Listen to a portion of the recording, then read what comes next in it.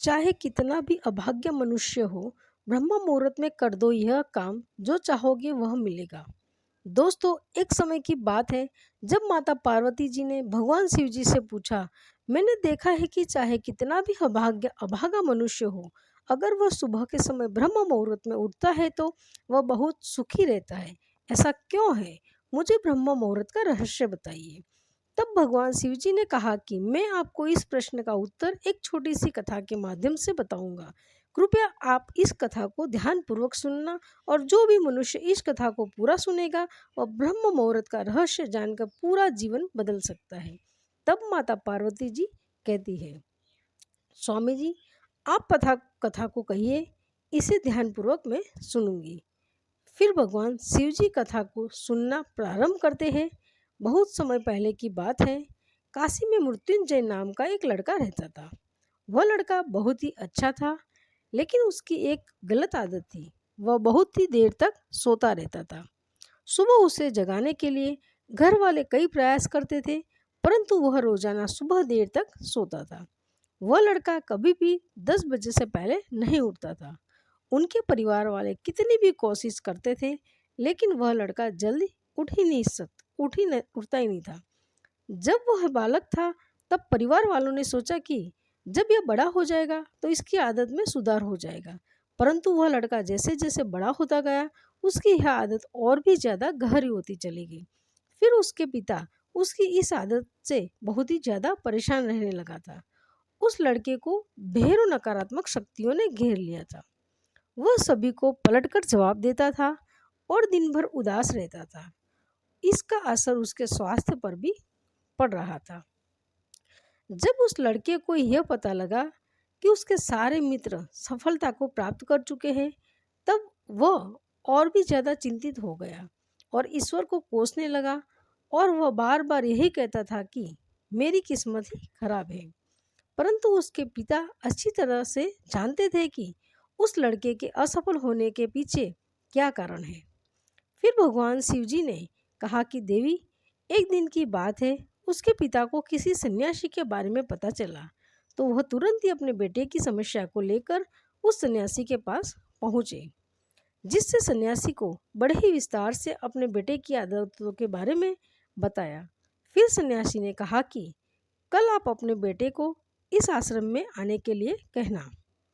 फिर उस लड़के के पिता अपने घर की ओर चले गए, और उसे पता था कि अगर वह सीधी तरीके से अपने बेटे को सन्यासी से मिलने के लिए कहेगा तो वह कभी तैयार नहीं होगा।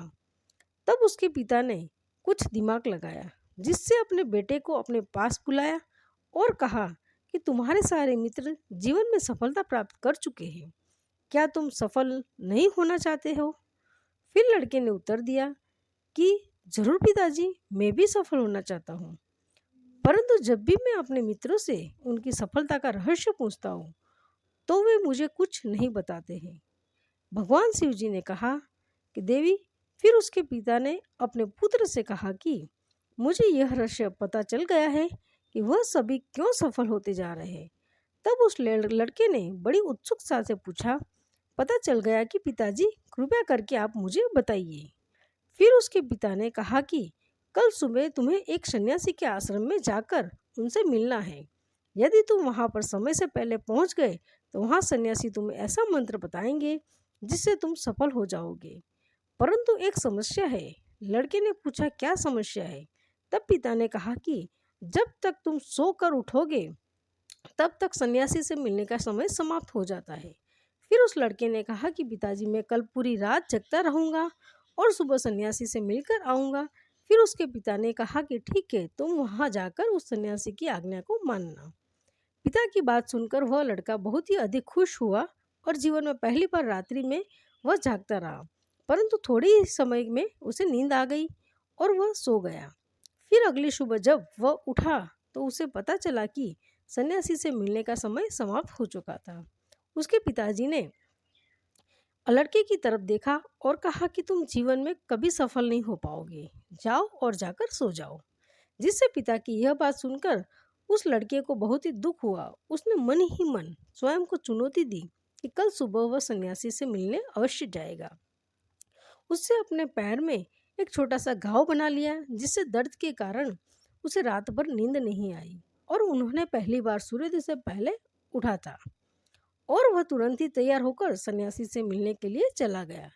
लड़का जैसे ही सन्यासी के आश्रम में पहुंचता है तो वहां पर उसे देखा कि सन्यासी और उसके सभी शिष्य ध्यान लगाकर बैठे हुए थे। फिर जब ध्यान का समय समाप्त हुआ, तब लड़का उस सन्यासी के पास में पहुंचा और उन्हें प्रणाम करते हुए बोला कि आपके पास कोई ऐसा मंत्र है जिससे मैं सफल हो सकता हूँ? कृपया करके मुझे वह मंत्र बताइए। मैं भी अपने मित्रों के समान सफल होना चाहता हूँ और अच्छा जीवन जीना चाहता हूँ। दोस्तों, भगवान शिव जी ने माता पार्वती जी से कहा कि देवी। फिर सन्यासी मुस्कुराए और बोले, अच्छा तो तुम वही बालक हो। तुम्हारे पिताजी मुझसे मिलने आए थे और उन्होंने तुम्हारे विषय के मुझे बारे में मुझे सब कुछ बता दिया था। मैं तुम्हें वो मंत्र अवश्य बता देता। परंतु फिर अब लड़के ने जैसे ही परंतु शब्द सुना तो लड़का घबरा गया। उसने पूछा, परंतु क्या? गुरुदेव, जब सन्यासी बोला, मैं तुम्हें वह मंत्र बताऊंगा, परंतु अगले 21 दिनों तक वह तुम्हें मेरी आज्ञा माननी होगी। मैं तुम्हें वह मंत्र 21 दिनों के बाद बताऊंगा। तब तक तुम्हें जो भी कार्य कहूँ तुम्हें वह करना होगा। यदि तुम असफल हुए या कार्य के बीच में तुम्हारा संकल्प टूट गया तो उस मंत्र का असर नहीं होगा। फिर दृढ़ निश्चय के साथ उस लड़के ने कहा कि मुझे आपकी सारी आज्ञा स्वीकार है। मैं अगले 21 दिनों के लिए आपका दास हूँ। आप जो भी कहोगे वही कार्य मैं करूँगा। मुझे केवल और केवल उस मंत्र के बारे में जानना है और मुझे भी सफल होना है। दोस्तों, फिर भगवान शिव जी ने कहा कि देवी सन्यासी ने उस लड़के से कहा कि ठीक है, कल से तुम्हारा कार्य शुरू होगा। तुम इसी आश्रम में निवास करो। तब वह लड़का आश्रम में निवास करने के लिए तैयार हो गया। सन्यासी ने कहा कि यहाँ रहते हुए तुम्हें ब्रह्म मुहूर्त में उठना होगा और दूसरे शिष्यों की तरह ध्यान और तप करना होगा। साथ ही आश्रम के कार्यों में भी सहायता करनी होगी। ध्यान रहे, यह संकल्प टूटना नहीं चाहिए। अब वह लड़का सन्यासी की बात से सहमत हो गया और अगले दिन से उसके कार्य में दिन की शुरुआत दी। और इस बार उसने दृढ़ निश्चय किया, परंतु एक सप्ताह बीतने के पश्चात ही उसका संकल्प टूट गया और वह 8वें दिन देर तक सोता रहा। जब वह नींद से जागा तो उसने कहा कि मुझसे कितनी बड़ी भूल हो गई है। फिर वह रोते हुए सन्यासी के पास पहुंचा और कहने लगा कि हे गुरुदेव, मेरा संकल्प टूट गया। अब मैं जीवन में कभी सफल नहीं हो पाऊंगा।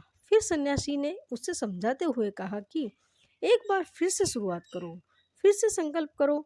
तब फिर लड़के ने सन्यासी से पूछा कि सुबह उठना इतना आवश्यक क्यों होता है और यहाँ पर सभी लोग इतनी जल्दी क्यों उठ जाते हैं? तब सन्यासी ने लड़के को समझाते हुए कहा कि सुबह यानी ब्रह्म मुहूर्त में उठने के पीछे बहुत ही बड़ा विज्ञान छिपा हुआ है। लड़के ने कहा कि कृपया मुझे बहुत बड़ा विज्ञान बताने की कृपा करें। फिर सन्यासी ने कहा कि रात्रि को 4 पहर में बांटा गया है। पहला है रुद्रकाल, जिसका समय है 6 बजे से लेकर 9 बजे तक होता है। दूसरा है राक्षस काल, जिसका समय रात्रि 9 बजे से 12 बजे तक होता है। तीसरा है गंधर्व काल, जिसका समय रात्रि 12 बजे से 3 बजे तक का होता है। और सबसे अंत में जो पहर आता है उसे मनोहर काल कहते हैं। इस समय को ब्रह्म मुहूर्त या अमृत बेला के नाम से भी जाना जाता है। इसका समय भोर ब्रह्म मुहूर्त का समय रात्रि प्रहर के बाद और सूर्योदय के पहले का समय होता है। सुबह करीब 4 बजे से लेकर 5:30 के बीच का जो समय होता है वो ब्रह्म मुहूर्त कहा जाता है। सुबह को उठते ही या फिर ब्रह्म मुहूर्त में भूलकर भी भोजन नहीं करना चाहिए। स्वास्थ्य के लिहाज से भी ऐसा करना शुभ नहीं माना जाता है। यह वह समय होता है जब पूरे संसार की नकारात्मक शक्तियाँ निष्क्रिय अवस्था में होती है और सकारात्मक शक्तियाँ सक्रिय हो जाती है। ब्रह्म मुहूर्त अर्थात ब्रह्म मुहूर्त का अर्थ देवताओं का समय होता है। इस समय देवता धरती पर विचरण करते रहते होते हैं और जागृत मनुष्य पर उनका बड़ा ही सकारात्मक प्रभाव पड़ता है।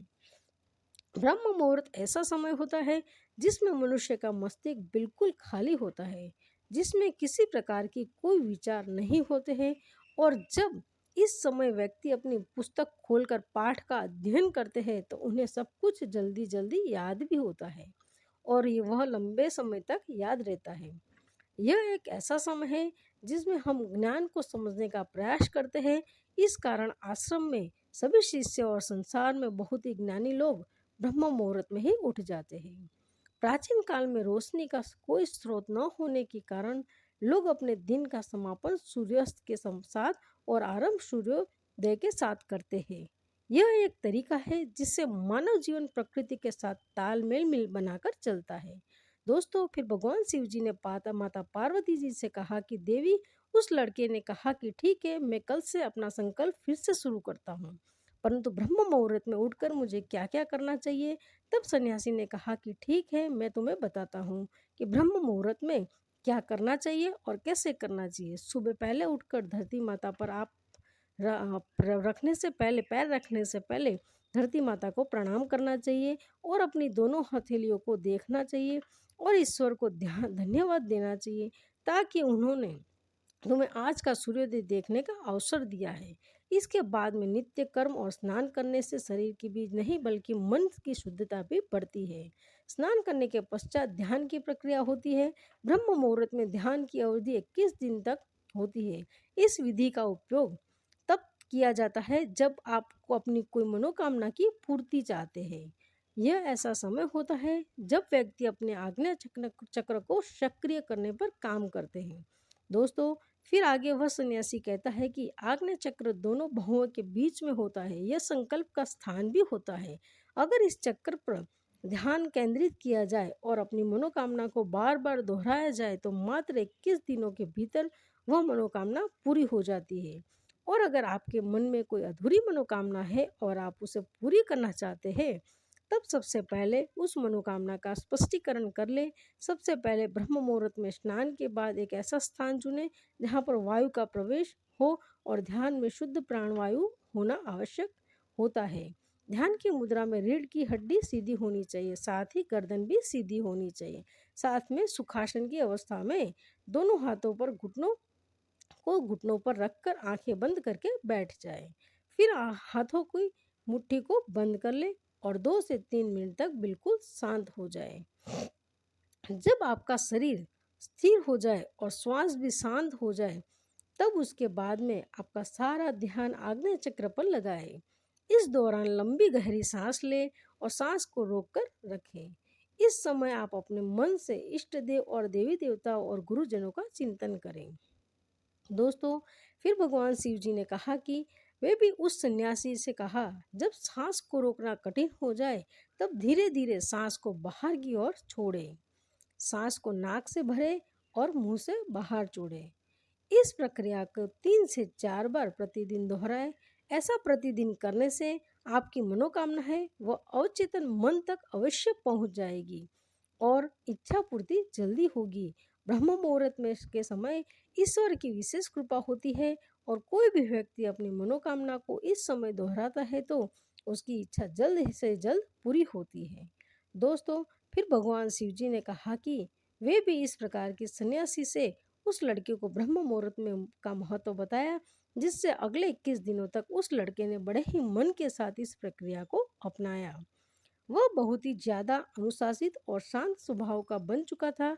उस लड़के ने जैसे ही अपना संकल्प पूरा कर लिया, उसके बाद में वह लड़का बड़े ही प्रसन्न भाव से सन्यासी के पास पहुंचा और कहने लगा, हे गुरुदेव, मैंने 21 दिनों का संकल्प पूरा कर लिया है।